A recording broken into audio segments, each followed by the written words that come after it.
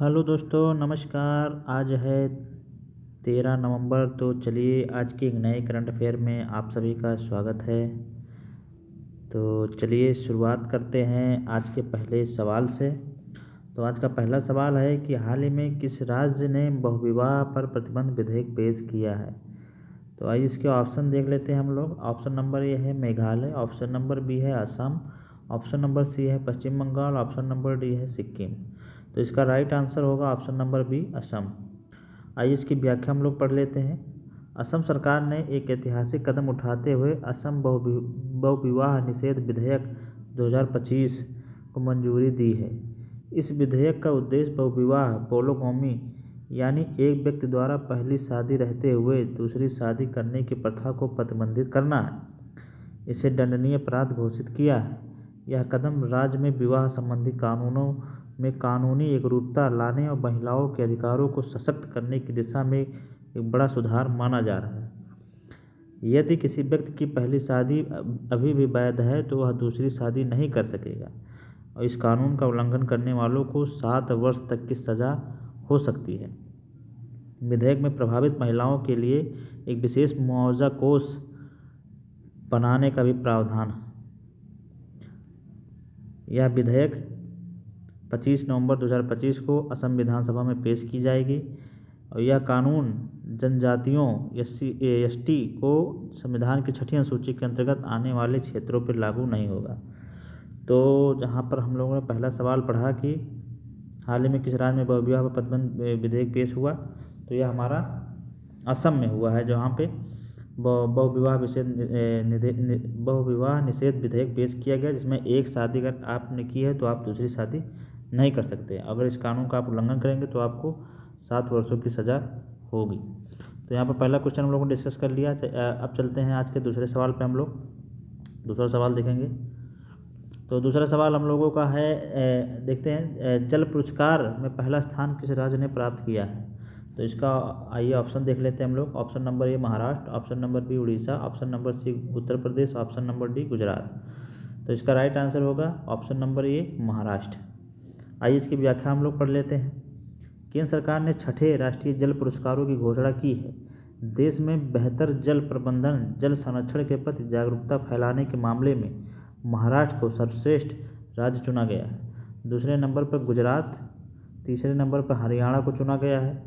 10 श्रेणी में दिए गए राष्ट्रीय जल पुरस्कारों में जिलों की श्रेणी में नॉर्थ जोन से उत्तर प्रदेश के मिर्ज़ापुर को तथा पश्चिमी जोन से मध्य प्रदेश के खरगोन को, ईस्ट जोन से छत्तीसगढ़ के राजनांदगांव को तथा दक्षिणी जोन से तमिलनाडु के तिरुनेलवेली को सर्वश्रेष्ठ जिला घोषित किया गया है। तो इस तरह हम लोगों ने यहाँ पर पढ़ा कि जल पुरस्कार में पहला स्थान महाराष्ट्र को दिया गया है, दूसरे स्थान पर हमारा गुजरात है, तीसरे पे हरियाणा चुना गया तथा 10 श्रेणी में दिए गए राष्ट्रीय जल पुरस्कारों की श्रेणी में जिलों की श्रेणी में नॉर्थ जोन उत्तर जोन से मिर्ज़ापुर को, बाकी पश्चिमी जोन मध्य प्रदेश से खरगोन तथा ईस्ट जोन से छत्तीसगढ़ के राजनांदगांव को और दक्षिणी जोन से तमिलनाडु के तिरुनेलवेली को दिया गया है। और यहाँ पे देखिए थोड़ा अगला पढ़ेंगे कि जल संरचनाओं के निर्माण में महानगर निर्माण की श्रेणी में पहले नंबर पर छत्तीसगढ़ का रायपुर, दूसरे पे हैदराबाद और तीसरे पे गोरखपुर नगर निगम। ये हमारे यूपी स्पेशल यूपी स्पेशल से संबंधित फैक्ट है कि जल संरचनाओं के निर्माण में महानगर निर्माण की श्रेणी में पहले नंबर पर छत्तीसगढ़ रायपुर, दूसरे पे हैदराबाद और तीसरे पे गोरखपुर नगर निगम भी शामिल है इसमें। इसके साथ जल शक्ति मंत्रालय ने पहली बार जल संचय जन भागीदारी नाम से एक नए पुरस्कार की घोषणा भी की है। तो ये पॉइंट हम लोग याद रखेंगे कि पहली बार जल शक्ति मंत्रालय ने जल संचय जन भागीदारी नाम से एक नए पुरस्कार की घोषणा भी की है। यह पुरस्कार 18 नवंबर को द्रौपदी मुर्मू इन पुरस्कार को प्रदान करेंगी। जल शक्ति मंत्री CR पाटिल जी हैं। तो इस तरह से हम लोगों ने यहाँ पर दूसरा क्वेश्चन डिस्कस कर लिया आज का। तो यहाँ पर हम लोग देखा कि जल पुरस्कार में पहला स्थान महाराष्ट्र ने और महानगर निर्माण की श्रेणी में गोरखपुर नगर निगम को तीसरा स्थान मिला है। यूपी स्पेशल के पॉइंट ऑफ व्यू से इम्पोर्टेंट है, तो इसे हम लोग याद रखेंगे। चलते हैं आज के तीसरे क्वेश्चन पे। हम लोग तीसरा क्वेश्चन देखेंगे। तीसरा क्वेश्चन है 2026 में तीसरा सबसे बड़ा उपभोक्ता बाजार कौन सा देश बनेगा। तो आइए इसके ऑप्शन देख लेते हैं। Option number A America, option number B चीन, option number C Bharat, option number D रूस। तो इसका राइट आंसर होगा ऑप्शन नंबर सी भारत। जी हाँ, आइए अब इसकी व्याख्या हम लोग पढ़ते हैं। अपनी वर्तमान विकास दर के साथ भारत 2026 में अमेरिका और चीन के बाद दुनिया का तीसरा सबसे बड़ा उपभोक्ता बाजार और 2028 तक तीसरी सबसे बड़ी अर्थव्यवस्था बन जाएगा। भारत का घरेलू उपभोग पिछले एक दशक में लगभग 2 गुना होकर 2024 में $2.4 ट्रिलियन हो गया है। उसने 7.9% की चक्रवृद्धि दर दर्ज की गई है। यह चीन, अमेरिका, जर्मनी से अधिक है। रिपोर्ट में कहा गया है कि अनुकूल नीतियों, मजबूत घरेलू मांग के चलते भारत की वास्तविक जीडीपी वृद्धि वित्त वर्ष 2027 में सालाना आधार पर 6.4% है और वित्त वर्ष 2028 में यह 6.5% पर स्थिर होने की संभावना है। 2027 में यह एशिया प्रशांत क्षेत्र में सबसे तेज़ी से बढ़ती अर्थव्यवस्था रहेगी। आरबीआई 31 मार्च 2026 को समाप्त होने वाले चालू वित्त वर्ष के दौरान विकास को बढ़ावा देने के लिए दरों में 25 आधार अंकों की कटौती करेगा। तो ये हमारा आज का तीसरा क्वेश्चन हो गया, जो कि इकोनॉमी से संबंधित था। और भारत ने 2047 तक विकसित होने का भी लक्ष्य रखा है और भारत की अर्थव्यवस्था इस समय दुनिया की चौथी सबसे बड़ी अर्थव्यवस्था है। जापान को पछाड़ के इसने हासिल किया है और पहली तो यूएसए, दूसरी चीन, तीसरी जर्मनी है ही। तो यहाँ पे भारत में इस समय बहुत ही तेज़ी से ग्रो कर रहा है भारत। चलिए अब हम आज के अगले क्वेश्चन पे चलते हैं। आज का हमारा चौथा क्वेश्चन हम लोग पढ़ेंगे। आज का चौथा क्वेश्चन है कि अंतर्राष्ट्रीय बुकर पुरस्कार 2025 किसने जीता। इसका ऑप्शन नंबर ए है Kiran Desai, option number B Paul Lynch, option number C Samantha Harvey, option number D David Szalay. तो इसका राइट आंसर होगा डेविड इस्जले।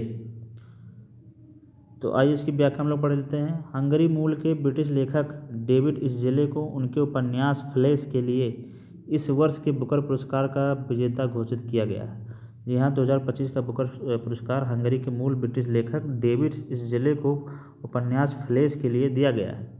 यह घोषणा लंदन में एक समारोह में की गई। प्रतिष्ठित पुरस्कार की प्रतिस्पर्धा में उन्होंने भारतीय लेखाकार किरण देसाई के उपन्यास the loneliness of Sonia and Sunny को पछाड़ दिया।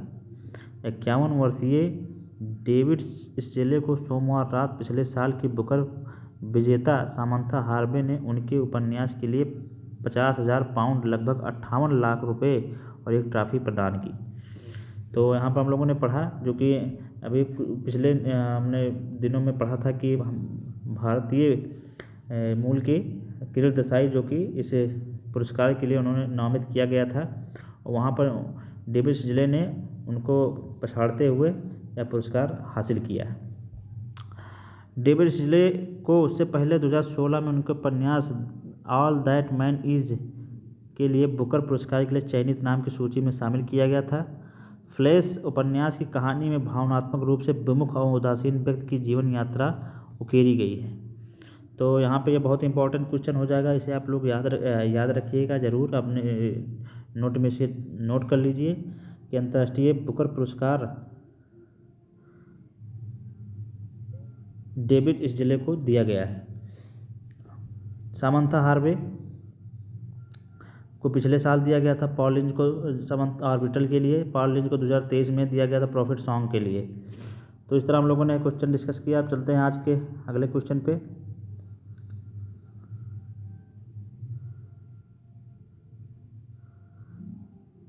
आज का अगला क्वेश्चन है, तो आज हम लोग देखेंगे कि आज के दिन क्या हुआ था।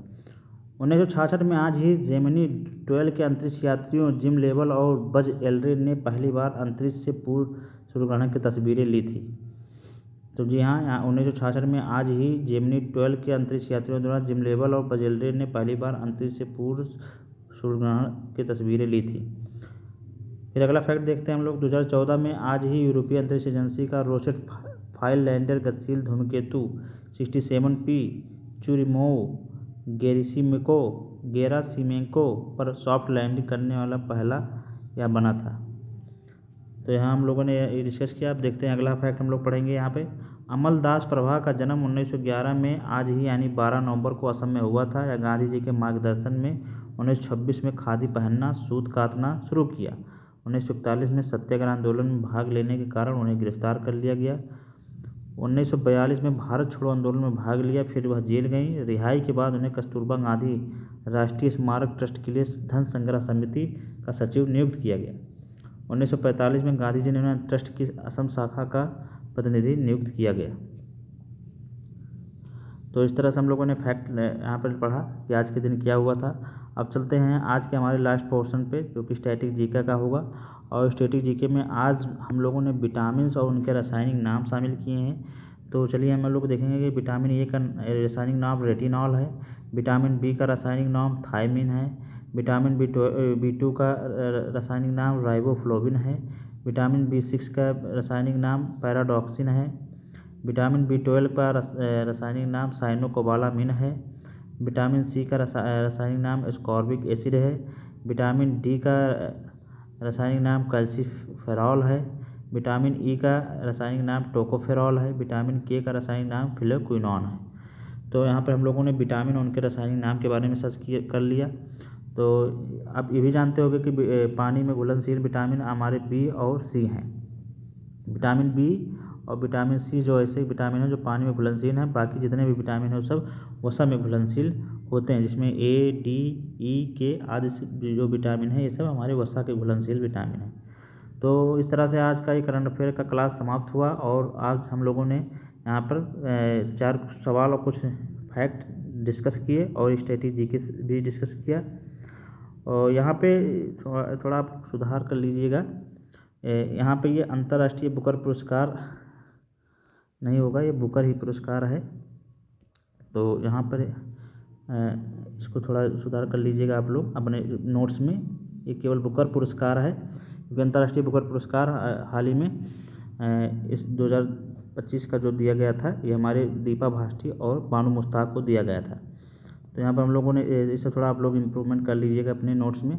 गलती से हम यहाँ पे अंतर्राष्ट्रीय लिख उठा है। तो इस तरह से आज का क्लास था। आप लोगों को ऐसा लगा आप लोग अपने कमेंट में ज़रूर बताएं, और साथ ही साथ हमारे चैनल को सब्सक्राइब करें। इसी तरह आपको डेली करंट की क्लास मिलती रहेगी। तो चलिए फिर हम लोग मिलेंगे एक नए क्लास में। तब तक के लिए नमस्कार, जय हिंद।